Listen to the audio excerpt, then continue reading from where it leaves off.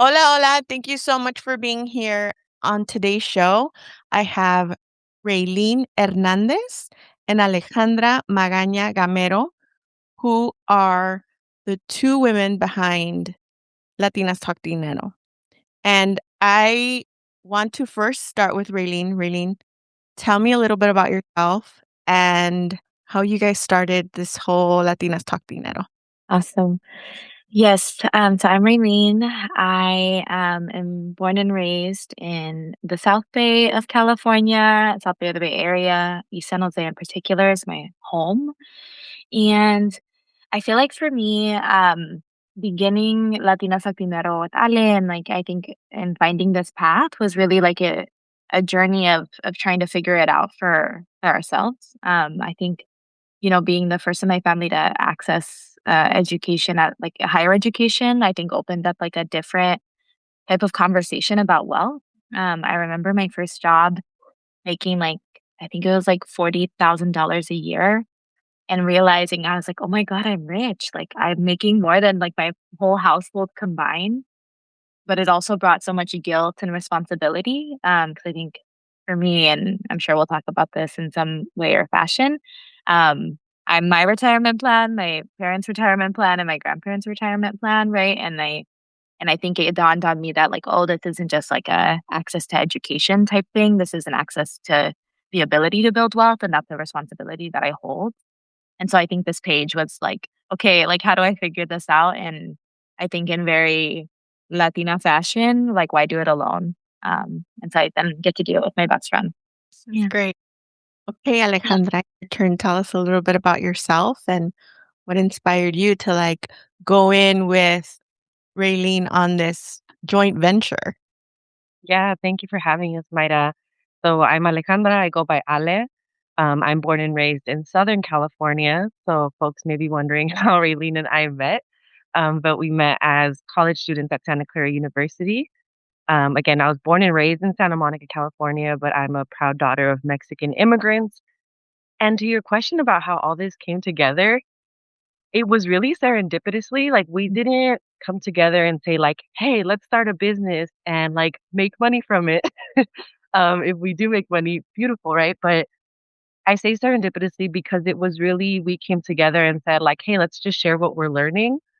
We really wanted to share our knowledge with our community, and we said, "Hey, like, we both speak Spanish and English. Let's share what we're learning in both languages so it can be accessible not only to our friends, but also to family, aunts, uncles, right, tíos, tías, all of that. So we just started sharing content, and over time, people started reaching out and seeing us as the quote unquote experts in this area. And then that's when Raylene and I said, "Hey, why don't we make something out of this? Like people are seeing value in this. It's needed in our community. We need culturally relevant access to personal finance education." And fast forward 5 years, I think it's been. We're here now. Oh, 5 years. Time is flying. Yes, it does. And I just think it's so awesome that you guys met in college and you guys have grown together, your knowledge, Yeah. and it's so relatable and it's so needed in our community because there isn't a lot of us. I mean, if you really see, I mean, we were at FinCon, that's where we met. And Hmm. when you look at who was there and how many of us were Latinos, it was a small group if you really think about how many Latinos are in this country, Yeah. right? It's a very, very small group of Latinos that are talking about money. And I feel like there's still so many more needed because of the quantity of people, Latinos, and we're going to be the majority very soon. And so, Hmm. how many more Latinos do we need talking about money? We need many, many more. And so, one of the things that I get a lot is how, you know, how the competition out there. Like, I've heard so many things, and I'm like, it's not about competition. It's more about collaboration and it's about empowering one another because this journey to, and I think that's what I love about FinCon, that I was able to kind of relate to most of you in a lot of little ways, right?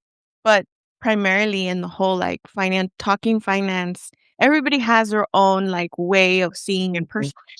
personal. And so, but everybody has their own like little philosophy or what works for them Mhm. and Mm, want to build wealth. And that's what I love, that everybody has their own toquecito of like what works mm, for them.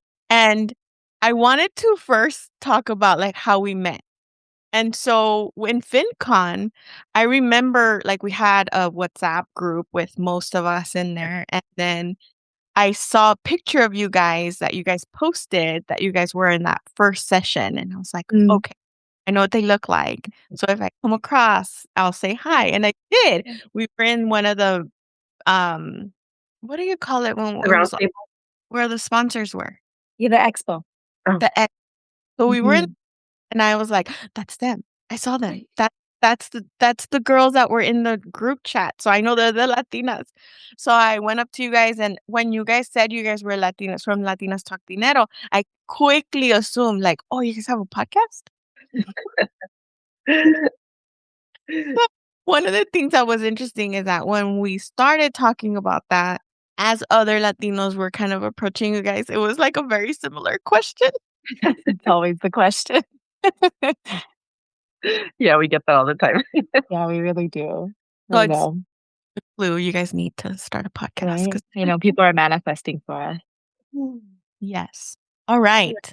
So a couple of things when we were talking and discussing about like what we could talk about and what we can bring to the community, a few things that came up were breaking money taboos, Latina strength and resilience, and community and inspiration. So we're going to Mm, talk a little about that. So if you are interested in any of those things, stay tuned to the end because I'm going to be asking them questions about this, and we're just going to have a dialogue. So, my very first question is, why do you think money has been such a taboo subject in our community? So whoever wants to go first. I can jump in, and I'll try to be brief because I feel like I can go down the rabbit hole. First, I think every individual's experience is different, so everyone's answer to this question may look different. But in my experience, I think it's because my parents, grandparents, great great grandparents, they didn't grow up like in a economically stable home and broader family. So money was always a source of conflict, trauma, struggle. It was never something that was associated with positivity, except for we need more money so we can live a quote unquote better life. Um, and that ultimately led to my parents leaving Mexico, coming to the US for a quote unquote a better life, for a quote unquote American dream, right? But again, back to your question, I think it's because for so long in our communities, it's been a concept that's tied to a negative connotation. Um, and I want to point out that it's largely, in many cases, to no fault of our own. I think it's due mm, to larger societal inequities, structural inequities that are in place. mhm. Um, and I'll leave it there because I'm sure Raylene will add a lot more. Yeah, I feel like we could sit here and talk to you, Mayra, for like 3 hours. And it still wouldn't be enough to divulge. So maybe, future conversations for sure. I agree with Ale 100% in that I think that the answers to this question, the reason it's taboo or like the context in which it's taboo is so different. I think for me, and I've shared this on our page as well in different moments, but for me, the lack of economic stability in my family was deeply interconnected and used as like a mechanism of control that led to violence. And so I think like we also have to understand that like I think the lack of and one, as I said, like education isn't enough. Like we can educate people till we don't have any years left, and yet like there are like as I said, like really systemic and deeply rooted problems of exploitation in the way that we treat our workers, in the way that we treat our people, in the way that we think about production, I think, in the US, that doesn't allow for, I think, people to achieve economic stability in the ways that we thought it was. And also that, like, the context of when our parents came to this country, and my parents for example, I'm the third generation in the US, and yet still my family couldn't achieve economic stability in the ways that we dream of, I think, when our grandparents or great grandparents come to this country. And so I will say that I think a lot of it for me of like why it's taboo is because I think it's been rather than treated or seen as a resource, a tool in which we can then engage in the life that we desire or dream of. It's used as a tool for control and exploitation of not only of like systems on our own families, but even within our own family.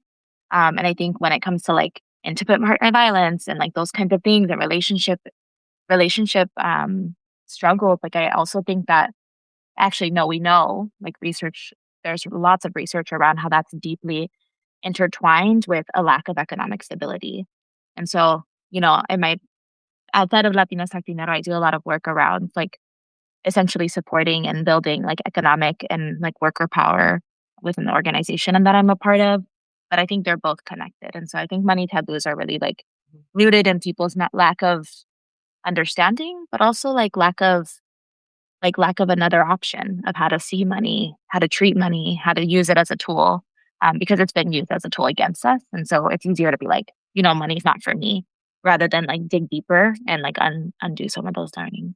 So when I was growing up, it was mala educación to talk about money. And that's why it became a taboo in my family, because we just didn't talk about it until I kind of forced my mom to talk about it at like age 14, where I was like, okay.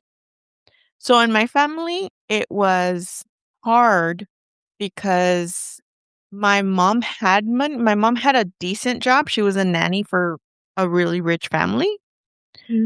But and she was probably at the higher end within like the East LA community of like pay for immigrant pay. But my mom just didn't have the organization piece down. So we would not pay the bills on time, but it wasn't because of the lack of money. It was just lack of organization. So when I forced my mom to kind of teach me how to write a check, that was the very first thing I asked her. I'm like, how do I write a check? Because if I can write a check and drop it off at the post, because we had a little mailbox right by the bus stop. So I was like, I will drop it off and just put a stamp on it and take and send it so that the power doesn't get turned off. And so like I have a whole story about like how the power got turned off. But that's what prompted me to like, okay, I know my mom has money because the power gets turned on the very next day. So it's the fact that my mom either forgets or she's just not organized. And so that's kind of like what started this like, okay, I know it's a taboo topic. I know it's mala educación. I know we're not supposed to talk about this, but there's a need here. Like there's definitely a need to do something different because what we're doing isn't working. But I didn't even know that concept at 14, right? I just kind of felt like I need to do. To your point about it being mala educación, it was similar in my household. Like you just don't ask. But reflecting back on that, like they don't even explain why. It's just like you don't ask, right? So to this day, if you ask me like why, the answer is just, oh, it's mala educación. And I wouldn't be able to give you like the reasoning behind. But obviously, we can deconstruct that, right? But it was the same. It's the lack of context. I think that's hardest, like as you're growing up, because then you look back and you're like, what, like, but why? And like, what was going on? Or what were the things I wasn't seeing? And I also think there's this aspect of like, I think now as an adult, navigating the financial world, even with the means that we have in the Bay Area, right? Cost of living, et cetera. Like, I think about like how that must have felt, right? As like we help Latinas who are moving through many financial decisions and I think navigating that space or being an ear for people who are really don't know where to begin or are stressed, living paycheck to paycheck, et cetera. Like I think back to like how my mom would have felt in that moment or how my parents would have felt and like how much stress that caused. And then, and we sit there, I think, as children and don't quite see that world. And I don't know, I think as an adult you start to see differently of like I think our families navigate the systems that we have with finesse. I think and with all the tools at their disposal. But yeah, I don't know. Really recently, I've been reflecting a lot about like how that must have felt to also not have enough or to not know or to not talk about it and to hold all of that and like not have these spaces that we're creating for ourselves. I think that for me has been like an interesting reflection. How did each of you start opening up about money, and what reactions did you get at first? I think for me, 2 experiences come to mind, Mhm. one with family and one with friends. With family, my parents, I remember when I started asking my parents about, like, how much money they had set up for retirement, and stuff like that, and I remember my mom said something along the lines of, "Why do you wanna know how much money we have?" And then once I started, like, digging and unpacking it further and explaining to her why I wanted to know and why I was curious where they were storing that money, over time, she became more receptive to having those conversations. My dad is very, like, nonchalant, he was just like, "Whatever your mom says, go with that." So it definitely took time. With my siblings, I definitely overwhelmed them at first. As I was learning content or, like, more skills, tools, knowledge, I would want them to do everything I was doing, like, "Do this, do that, open that." But that unraveled a whole different layer of questions. I'll talk about my experience with my friends similarly, where it was Mhm. overwhelming, where I was telling them to do this, do that, and at a certain point, I had a friend who was like, "You're sharing too much with me, like, I'm a little overwhelmed," and I think that's when I learned, like, Mhm. everybody learns at a different pace. And for me, I was at the point in my life where, like, it was important to me to focus on those things and realize that everybody's journey is very different. But I think this connects to the point we were talking about earlier, where to some people, money is still a taboo topic, right? Even if Mhm. you think about like the workplace. I'm all for asking people like, so hey, how much do you make? I make this much. Let's talk about it. Like I want people to know how much I make. But there's others who I've kind of given them the space to share Cool.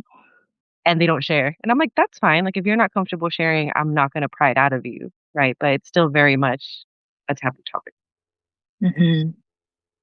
Yeah, I would agree. I feel like there's this like awakening of like new information and then you just want to tell everyone. You're like, "Guys, I like learned this new thing. I got to like I you have to do it this way. Like here's my thoughts and like I want to dive in. Can I see your account? Like let's do it together." Like I also jump on a like share screen. Like I feel like I was like really like motivated to like fix everything and to like quote unquote save everything, which is so problematic. Like save everyone and fix everyone and all the things, right? And then I think I had to, like, return to my like, to that same sentiment of just, like, really, I think, meeting people where they were at. In fact, like, I think with my mom, it was never it actually wasn't an issue at all. Like, I mean, I don't know if this is, like, an eldest Latina thing or, like, a first gen, like, daughter thing or what like, those kinds of sentiments, but I think, like, my family really trusts me, and I think, like, I take that as, like, a big responsibility and, like, an honor that they trust me, and God forbid I say, like, "Oh, I would like to be a lawyer," and then my mom's like, sending me lawyer questions and, like, like, I feel like there's this, like, really deep sense of trust and, like, even for elections, right? Like, that's a conversation, and, like, my family will call me, and, like, we'll talk about it, and my siblings the same way, and that's an honor, and also, like, I think with my mom, it wasn't really an issue, like, I think she actually, like I mean, due to her own situation, I think had and has, like, a lot of debt that really is, like has been really hard to navigate, due to, like, DV and stuff like that and control with money and such, um and so I think, like, also holding space for her and, like, us figuring that out together, like, pulling her credit report for the first time together and, like, really sitting with the feeling that I knew was gonna come up and, like, the healing that happens when you navigate, like, other people making decisions for you and then having to navigate the consequences. And so for me and my mom, I think it was different, but my mom and I also, like, grew up together in a sense, so but with friends, actually, I found that in college it was fine. Like, I think everybody was, like, trying to figure it out too, and so we were all, like, sharing a lot. But it's been interesting as an adult more as an adult, I guess, or, like, later in life of, like, now having conversations with friends and it actually being, like, something people like, certain people who are not within my, like, Latina space or haven't known me through this journey of Latinas Talk Dinero and so on, where it's actually caused conflict and, like, I told that this, but, like, where I've been, like where me and, like, my partner have been called, like, this thing feel transactional when all it was, like, talking through a high yield savings account or something like that or, like, credit card points, which I'm obsessed with, and I know. But nonetheless, so, like, it's those things where I think, like, really everybody's different. And I think people who know me know I enjoy this stuff. I also fundraise in my full-time job. So money is like a conversation no matter what, whether it's fundraising for my org or it's like financial education or it's like worker power, like all the things are interconnected for me. And so it's very much my like life mission, passion, like purpose. And so, but I think it's been hard to like hear that from folks, like this idea of transactional when in reality, I think they're working through things and I have to like also meet them where they're at so that they can feel comfortable. And so yeah, so I think those are some ways that it's shown up. But I actually think it's been like a varied experience depending on where people are and where I am in my own life. So when I started talking about money, it was back in 2010, and I was learning how to budget. I was learning how to Mm, manage stuff. I had debt and a house I couldn't afford, and it was a mess. mm, And when I first started, I remember telling my mom, like, "Hey, like I started budgeting, tengo un presupuesto, I'm doing this, I'm doing that." And as the time went by and I would have like conversations with her about things or wanted to buy something and I'm like, "Oh, that's not in my budget right now." And I'd use phrases like that. She would say mhm, something like, "Tú y tu presupuesto tan agarrado."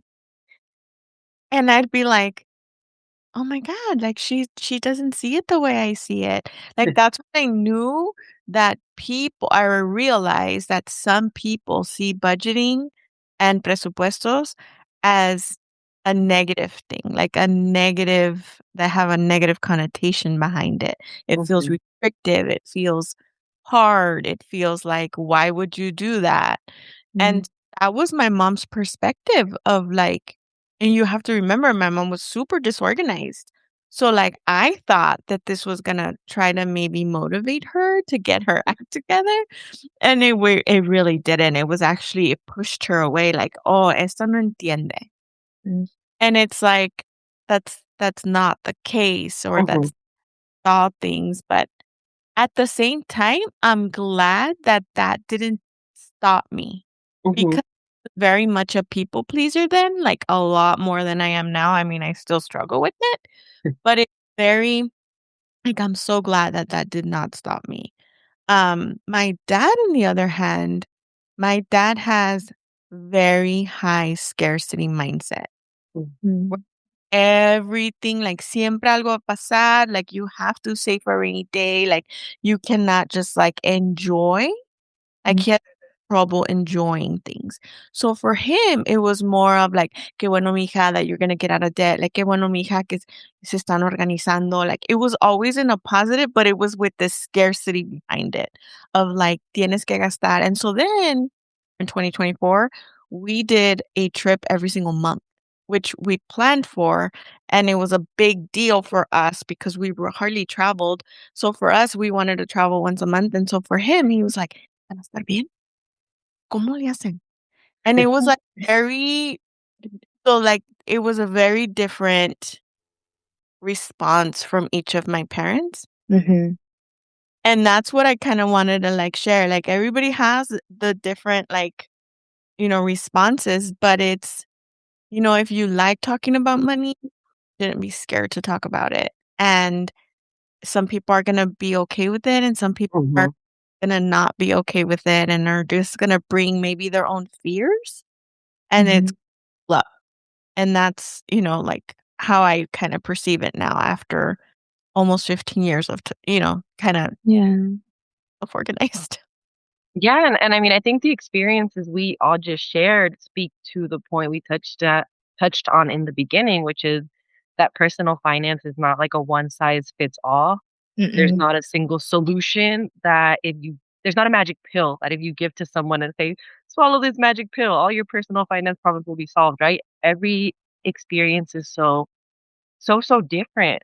Um, and as you were talking about your parents, one thing that came to mind that I wanna highlight is that for a lot of us, our parents, although they didn't necessarily have the words or language that the personal finance space is using now, like Mhm. save and budgeting, a lot of our parents already did that in different ways. They just didn't call it that. So they already had that foundational knowledge that we're now entering, right, this personal finance phase and using the quote unquote correct terminology. So I just wanted to highlight that because something that Raylene and I really are try to emphasize is that the knowledge that we're bringing to the table isn't always new, but Mhm. rather knowledge that we've learned from our parents, our ancestors, our families, etc. Mhm. That's true because they have. I mean, they've navigated, 20 plus years probably before we were, I don't know. Mhm. Maybe not because my mom was really young. They had my s but, like, still, like, they're Yeah.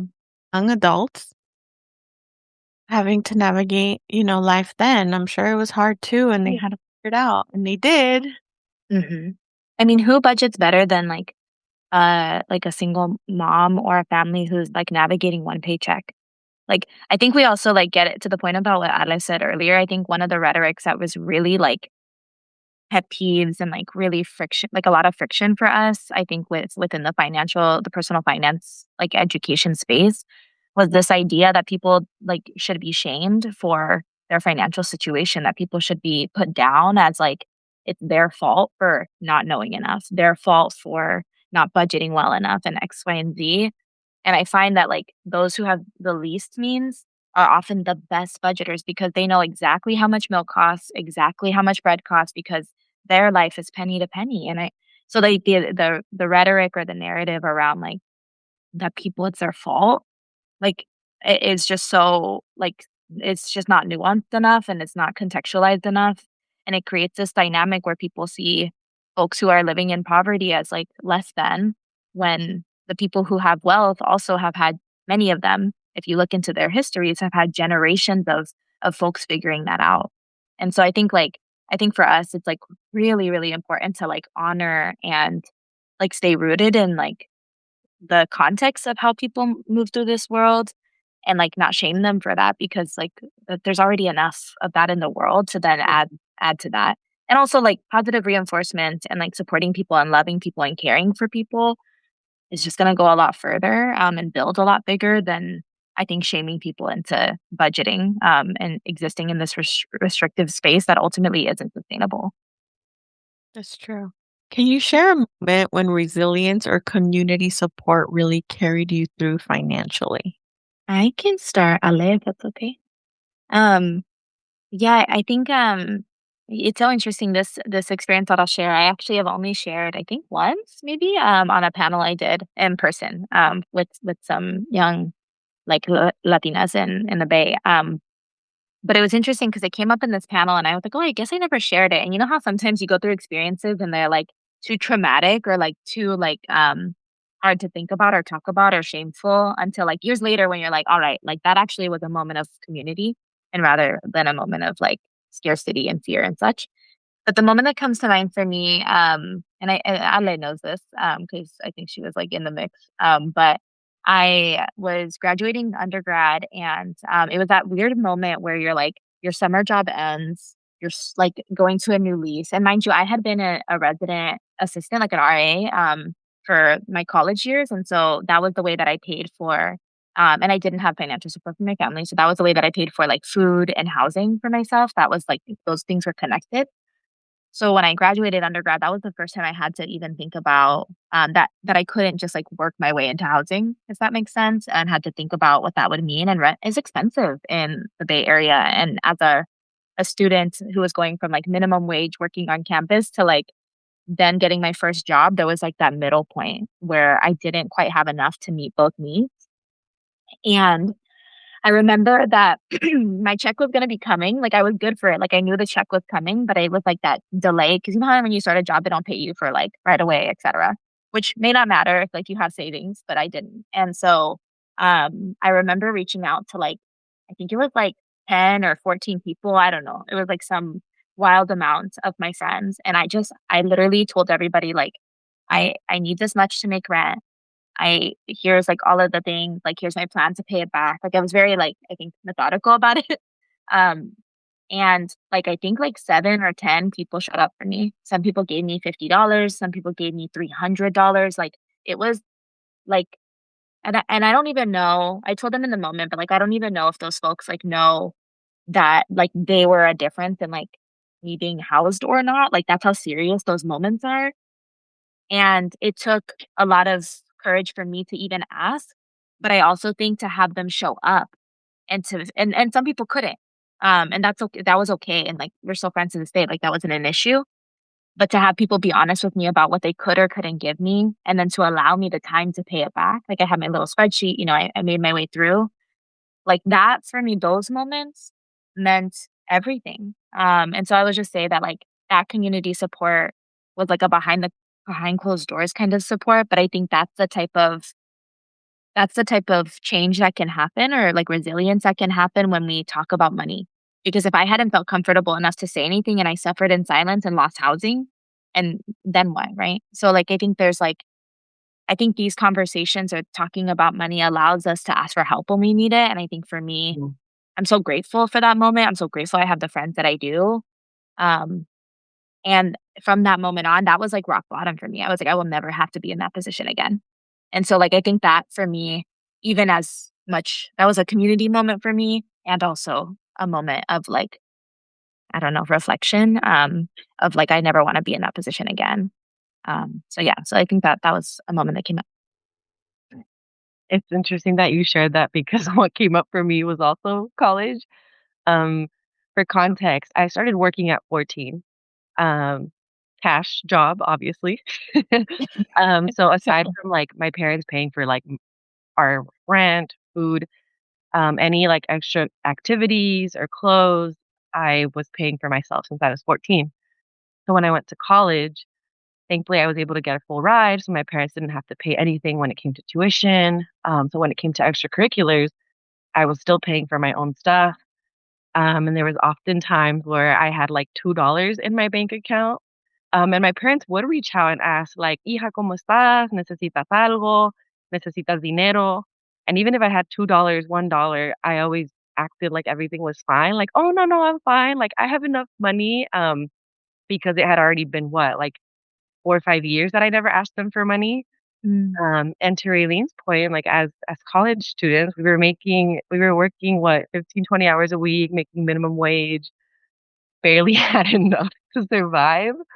But the community moment that comes to mind is that there was a circle of, like, 3 or 4 friends that I knew I could always count on if I needed something, whether that be paying my cell phone or paying I didn't have a car at the time, but Raylene, your car comes to mind, right? Insurance or a carpet or something like that, right?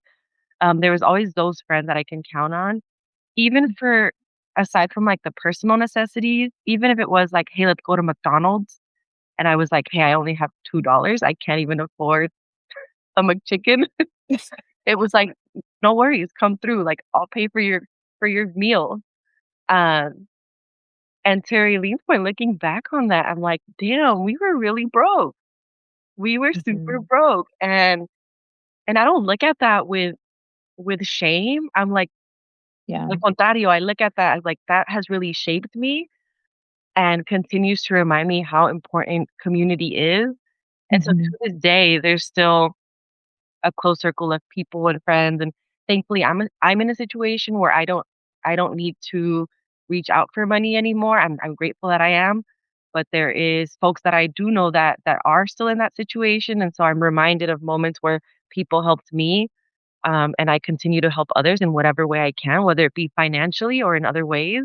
But Mhm. community is so important, and again, I think I'm seeing this, like, common thread in everything that we're talking about, and how it's easier to do it in community. Doing it alone can be overwhelming, stressful, Yeah. but community is at the core of the work we do as Latinas Talk Dinero. Yeah. Wow, I love you guys' stories. That was so good. And I just like it's true. Like I personally didn't go to college. I did college like while being a mom and having a Mhm. job, and it was a very different experience because I didn't go off to college. Mhm, So, but I feel like I had my own challenge, right? Because it was a whole Mhm. different experience because I was a mom so young. I was a teen mom. So it was more of I actually had to have family help me like establish my first apartment while, doing all the things. I was still Mhm. at school. I had a kid and I was working and I don't know. Like I think my whole family, not only my husband's side, but my mom, Mm.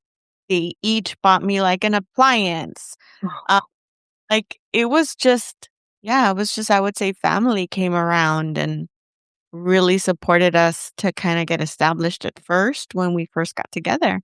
So I think for me it's like that was my first of like I would say one of the first times where I was like, "Okay, this can't happen again." Like, I can't be Mm.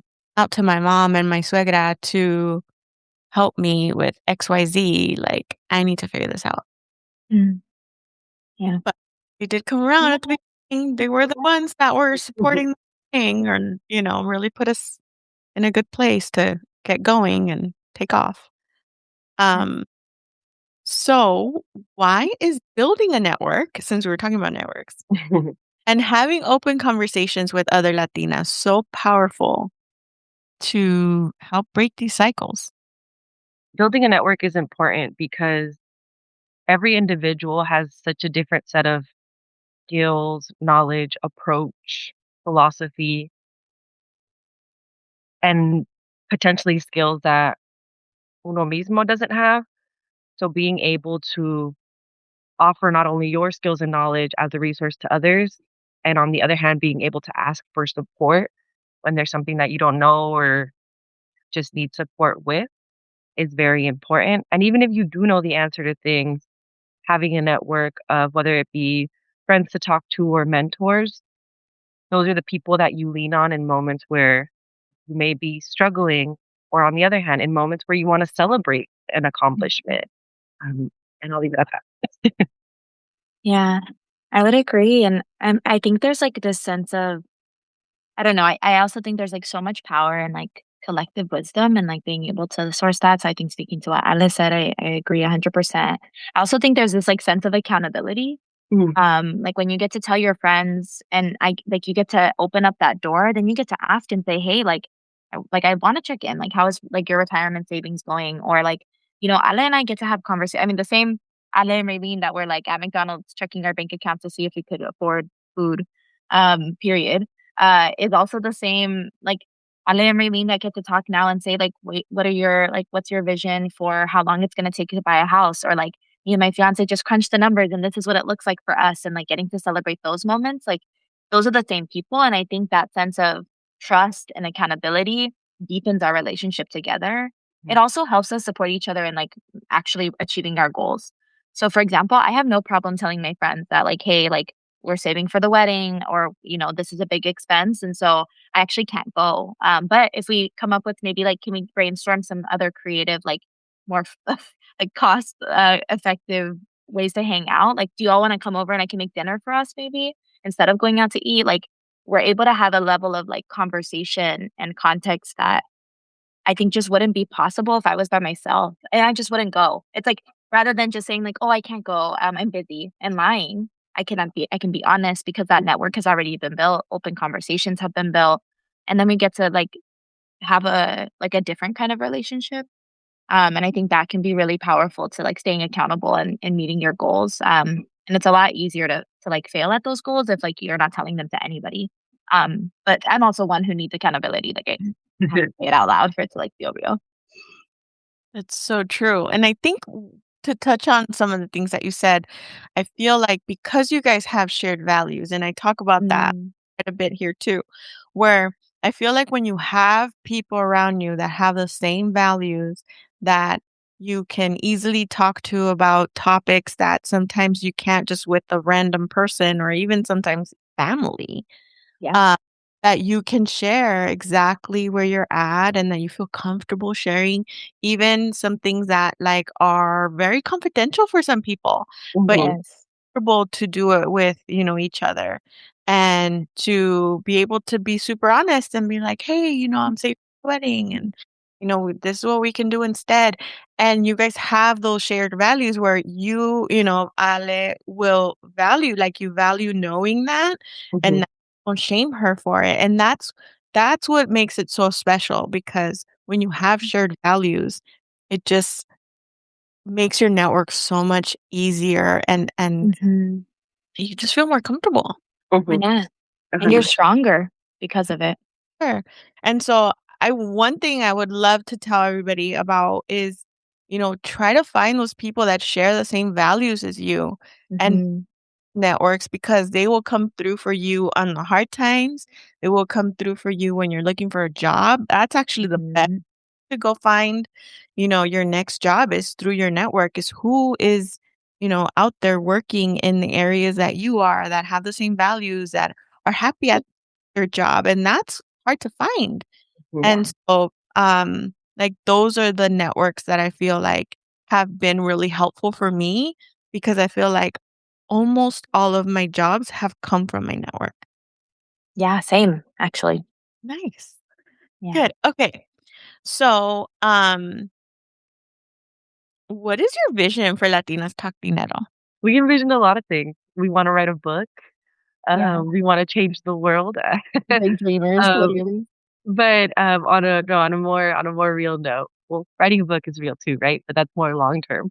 But short term, love that you're talking about shared values and community, because Raylene and I are actually cooking up awesome, culturally responsive coaching program for women of color that really centers folks' identity, lived experiences, community. One of our core pillars at Latinas Talk Dinero is comunidad. So stay tuned because more information will be coming on that. Um, but thinking about the broader vision of Latinas Talk Dinero, we just want to continue to impact our community, our friends, and really be a space where people can come to talk about money without shame, without guilt, and ask all the questions. There's no such thing as a dumb question. Mhm. And maybe I'll hand it over to you because I know there's still a lot more to add. Yes. I feel like, Ale and I used to, and like every now and again, I think they're integrated, but we used to have dream meetings because I think one of the beautiful things about getting to build something with one of your best friends is that, like, and maybe to your point about the chemistry thing, Mayra, like, I think part of it is like also that like we really love each other and care about each other as people. It's interesting, like people are like, don't go into business with your friends, but I also think that like when you're willing to like when you have a friendship and a space where you can be honest with each other even when things are not great, that's I think what allows you to kind of transcend that space. And so I think the vision for me is for us to just like remain connected to each other and connected to this work. I think another piece of it to Alice's point, yes, like like launch this group coaching program, and I think really like continue to create space in that like that beginning stage of people's financial journey, like really understanding our lane. Where I'm like, we're really not big on like needing to be everything in the finance world, but I think wanting to be able to like lead people through a path where they can maybe come to us when they don't know even where to begin and they don't even know their why yet, or they're maybe conflicted about what that even is, or not taking ownership, or standing in the power of like what they truly want their life to look like, and helping people design that so that then they can go through the technical processes of like setting up those mechanisms. But for us, that reflection part is like necessary, and that's like a big part of how to begin so that your financial journey is really grounded. So I think the vision is to like launch our group coaching program. I think to have people move through that, but also to have a space where like we can celebrate our wins and like not be so competitive or like, oh, I don't want to share that I like got this new job or that I got this amount of raise or all of these things. Like I just want people to have a space where like even if they can't tell their family or their friends or whatever, that they can tell us and we can celebrate with them and we can like hold their hand as they navigate maybe opening a high yield for the first time. Like I think the vision is just to be able to create more of that community, and I think see more people like be able to choose the life that they want rather than have it chosen for them. So yeah. That's so great. I love that. I love that vision. And so if you're listening, go follow Latinas Talk Dinero on Instagram. Where else are you guys? Anywhere else? No, that's it. Follow us Okay. there. Follow us LinkedIn, there. Facebook. Oh yeah, I guess that's true. We mostly are on our Instagram, I would say, in regards to engagement. And then we do have a journal that Ale and I created that we just launched. So on any of our posts, if you just comment journal, you can receive it. But really, the opportunity is to like reflect. So we're trying to like, I think, get people to engage with themselves and think a little bit more. But people can follow our newsletter too, so that they can learn about the group coaching program. And that's in our bio as well. Okay. And then you guys have a freebie? We do. Yes, that's Oh, the that's journal I was talking about. oh, Yes. okay, good. Okay, so I'm gonna put that link in the show notes, so go and click there, and then that will take you to the journal. And does that put them in the newsletter? Yes, that'll be Okay. yeah, and the journal is called Sueña and Grande, like the idea of dreaming big together. And so our hope is that the journal helps people to begin to reflect on their why. So, Ooh, okay. Well, I'll go get that too. ooh, Okay, yay. so, um, thank you so much for being here. I'm so excited. I'm so glad that you guys said yes in September to, um, be here on the Debt Free Latina podcast. Yes, Thank you so thank much for you. having us, Myra. And when we say like reach out, if you ever want to chat, I don't mean just podcast invitation. I mean Yeah. like anybody who has a question, like please do reach out. Email us, latinastalkdinero@gmail.com. DM us. Raylene and I are always down to chat, support you through whatever we can. Yes, 100%. I love it. All right. Thank you so much.